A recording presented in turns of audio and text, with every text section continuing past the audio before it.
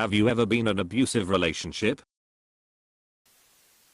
For anyone that needs it, check out the book, Why Does He Do That? By Lundy Bancroft. It does a great job of laying out what abusive/toxic relationships look like, and helped me a lot. This book is literally why I was able to get out.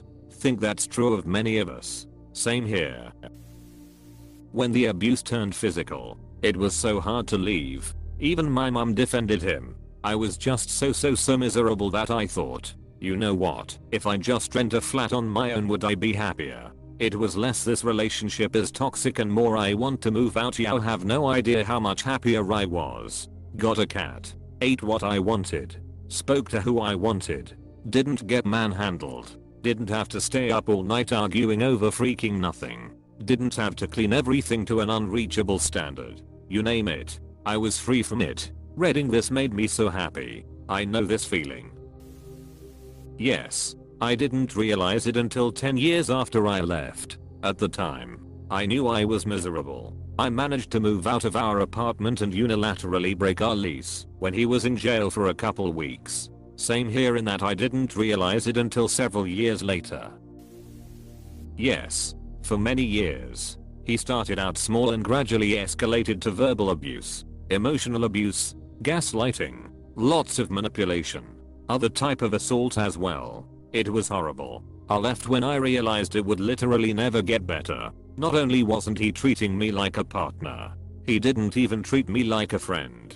His way, 100% of the time. We were living in different states. I boxed up my engagement ring and mailed it to him with a short note. His family tried to manipulate me into coming back but I refused. Later, my idiotic dad tried to put me down by saying I couldn't hold on to a man after years of tearing me down for dating a jerk, and why don't you just leave? Recently I saw a photo of the woman he married. She looks like she's been through the ringer. Your dad doesn't sound like the most healthy dad available. My parents? I mean, I didn't choose that. But yeah, my mother put her cigarettes out on my arm. In my 30s I cut all contact. Because I finally wised up. Abuse is sticky when it's tied to love. I grew up in an abusive household. My dad beat us up and he screamed. So, for me abuse only meant screaming and beating. So, when I found myself in an emotionally abusive relationship for 3 years, I didn't know that I was getting severely damaged. My friends literally staged an intervention and I refused to see if even then. The lies, the manipulation, the isolation, constantly making me doubt myself, constantly telling me that my pain, my feelings, my goals didn't matter. I wish I could say that I left on my own, but he left me for my friend. It was the best thing that happened to me. I needed a lot of therapy, but thank God for therapy cause I was able to recognize toxic traits and work on myself so I could be in healthy relationships. I have been happily married for 3 years now and together with my husband for 5 years. No abuse, just friendship and love. Yep, took me a solid 5 years after I left to even realize it. And it's not like it was somehow camouflaged something. The man threatened to kill me and would grab me by my throat and push me onto the ground. It's wild how easy it is to be in denial when you love someone. Yes, I realized when I was no longer looking forward to any interaction with him, feeling nothing but fear when he was around. I was just so tired of never feeling calm or safe. I turned to drugs. The highs gave me the courage to break up with him. Then of course, I had a whole other problem to deal with. 18 years clean now, though, and I haven't seen him since. Yes, I didn't realize how bad it was until I left, and his behavior escalated to scary levels. I just thought I was doing all these wrong things to deserve the treatment and behavior from him that I received regularly, although it still never made sense to me. Once I left, he began stalking me, spreading rumors about me on my college campus to anyone who knew me, and even said he put my private photos online. Looking back, it was obviously abusive, but his abuse became more and more erratic and unhinged after ending it, which led me to the realization that our relationship was toxic and I had been abused.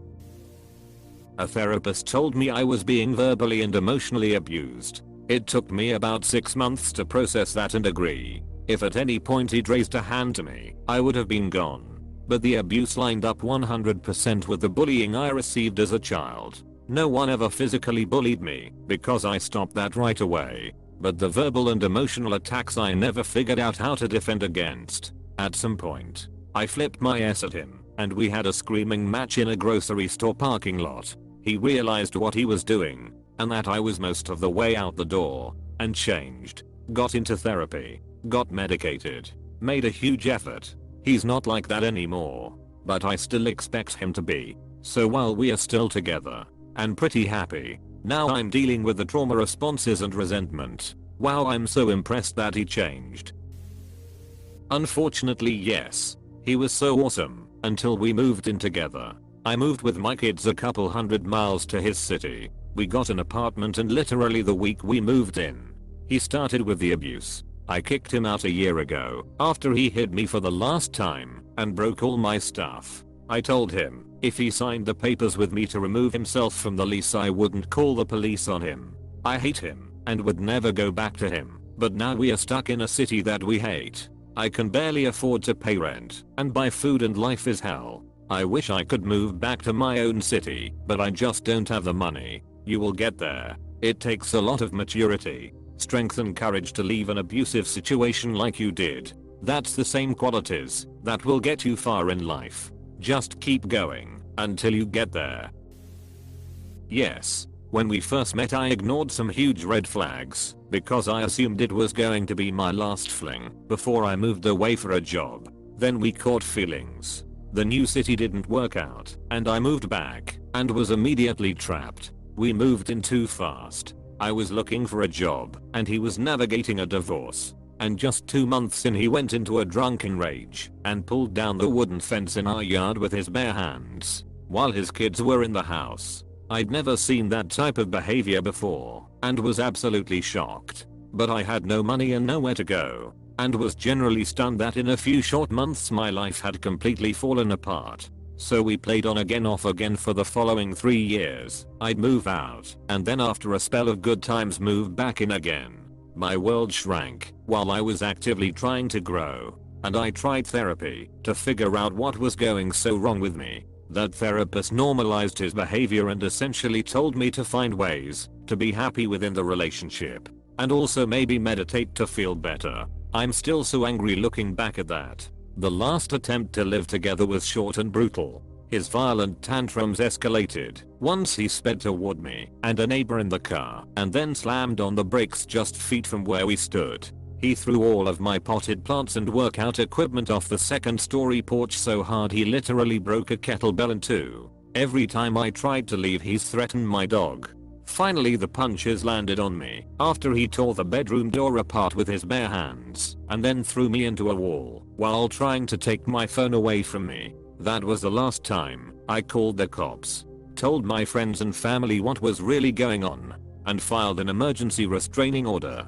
It's been 4 years now. He's still dicking around the legal system and on probation for at least another 3 years because he violated the restraining order and left the state. I've been in therapy ever since and my life is a million times better. But it was so difficult and I felt so much shame for so long because I'm a smart, ambitious woman and still don't understand how I got it so terribly wrong. Yes, for my entire 20s, I guess I got swept off my feet by a guy who was a lot older than me. He made a lot of grand promises that he never kept, isolated me, wore down my self-esteem to nothing, and sat home on his all day while I worked and did everything around the house. This kind of abuse happened so slowly over time that it took years for me to realize that he was emotionally abusing me and controlling everything about my life. And by that time I felt so worthless that I believed that I deserved to be treated the way he was treating me. I wish I had a story about me pulling myself up and out of that, but I don't. He died suddenly. If he hadn't, I don't know if I would have had the strength and support to leave. It's an awful way to live and so hard to explain to people who have never experienced it. I read a really good quote recently about why people in abusive relationships don't just leave. It was something like nobody ever asks people who have been in prison why they didn't just leave prison. I think that about sums it up for a lot of us. Yes, I was into abusive relationships back to back. With the first one, I didn't realize it until he sent me to the hospital with a shattered lemur among other things. I had the time to think about the other ways he abused me while I was recovering, which was mostly psychologically. I stayed with my family and ended up moving to another country to start fresh. But I was living with my dad, who is also abusive. So I basically moved in with the first guy I met. I should have known better after realizing that he stalked me and my cousin before moving in with him. But I wanted out of my dad's house so bad. I overlooked way too many red flags. Stayed with him for a little over 5 years. Some good days, but mostly bad. The last straw was when we got into an argument and I decided to go for a walk without him knowing. He freaked out because apparently I wasn't allowed to leave his sight ever. The next day, he was gone at his friend's with the car and I was stuck in the little desert cabin we were living in. My girlfriend randomly shows up.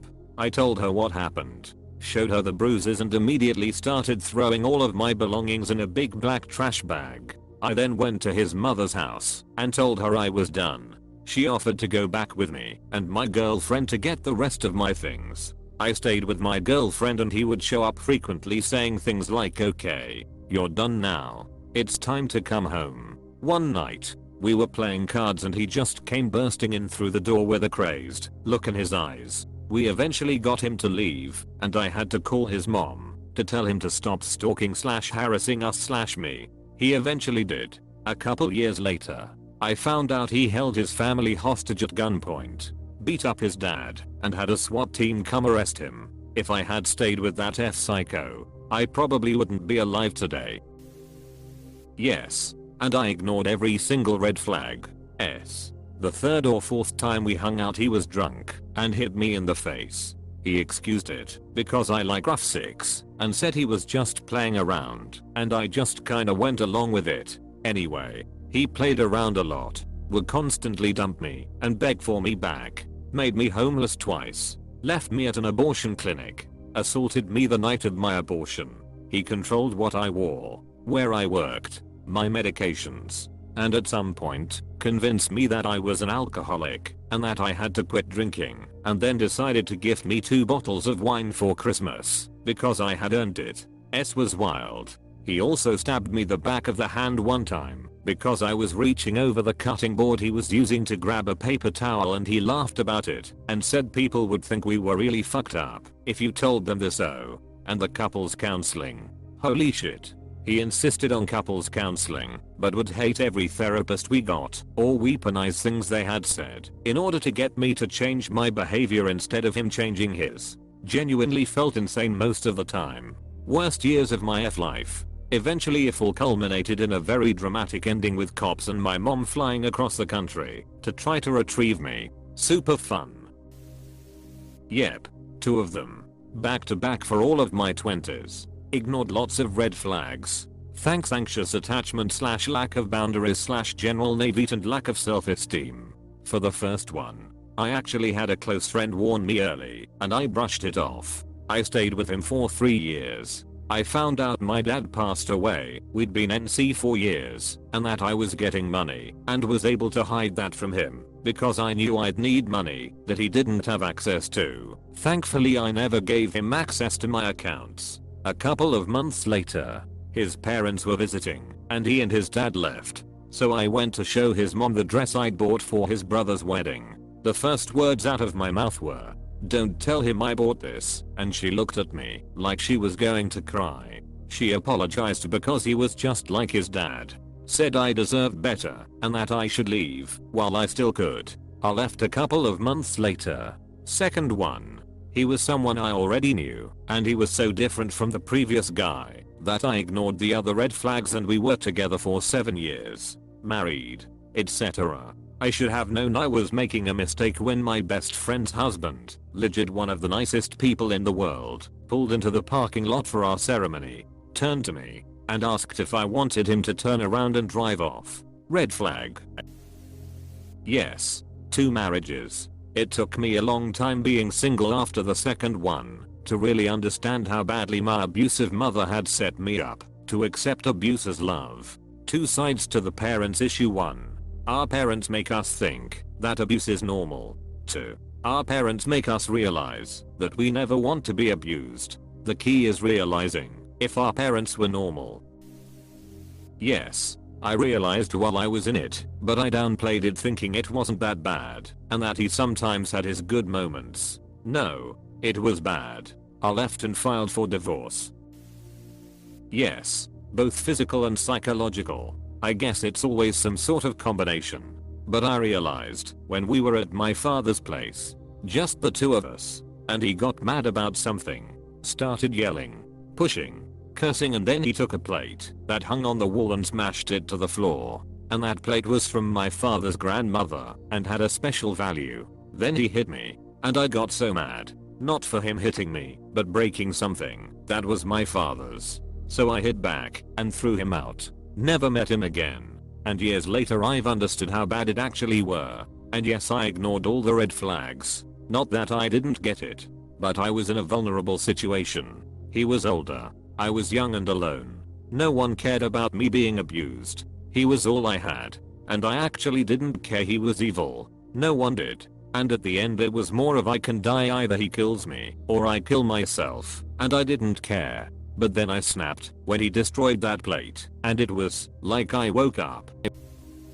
The red flags didn't start until after 6 months of manipulation of normalcy. Then all of a sudden he's making comments about my friends. Then he's trying to control where I go or what I wear. By the time he first physically pushed me to the ground, he'd already isolated me from my family and best of best friends, who all conveniently for him did not live in same city as us, so they couldn't see true damage. Half a year later I was concussed and unable to get through a shift at work, so I had to tell someone. I couldn't remember orders I'd just taken. The next day I had class and showed up with a bleeding eye. I had to tell my teacher too. From there it just got more and more apparent. I finally reached out to my family and told them I needed help. They were there for me. I just had to take my stuff one day and pray he wouldn't come find me. My dad was just as big and scary as he was. Although he'd convinced me by then he would murder my entire family if I told them. But I couldn't take any more, so I said F it and took all my stuff back in one go and never looked back. Just with my parents, lol. Because of that, I'm so incredibly sensitive to any signs of abuse. I bail as soon as I get a whiff of attitude from a man. Been with 2 narcissists if that counts. Recommend to read The Covert Passive Aggressive Narcissist by Debbie Mercer if you suspect you are being psychologically manipulated. It's excellent. I watched Dr. Grand on YouTube. He recommends boundaries to repel people with personality disorders. I've also found that friends can see things more clearly. Yes, I'm grateful it was early in the relationship and we didn't live together. So it was much easier, still scary, to just walk away. It haunts me to this day, and I have never talked through exactly what happened with anyone. It went from okay to really glaringly obviously bad so quickly. I had no doubts. I still blame myself for getting into that relationship. That I should have known better. Which is probably part of why I never talked about it with anyone. I was young and broken and easy prey, and I still fear this person, wherever they are, decades later. Thanks for listening. Reddit. Yes, more than once. Had normal ones as well. Every time. I stayed later than I should have. Yes, in my 20s. I realize now that I was not in a good headspace during that time. Very naive and struggling with an eating disorder and incredibly poor self-esteem. I was the perfect target for him to take advantage of. I disregarded most of the warning signs because many of them started out small before quickly snowballing to the point of physical abuse and him threatening to shoot me if I left him. I definitely ignored so many red flags, though. So much manipulation. Constantly calling/texting me to know where I was, threatening to destroy things important to me if I was out of the house and didn't get back to him immediately, often not even being home when I'd drop everything to rush back. His deep-seated insecurity, constantly thinking I was cheating on him when he was the one texting/video chatting other women behind my back. Gaslighting/guilt tripping me when he was very much the one in the wrong.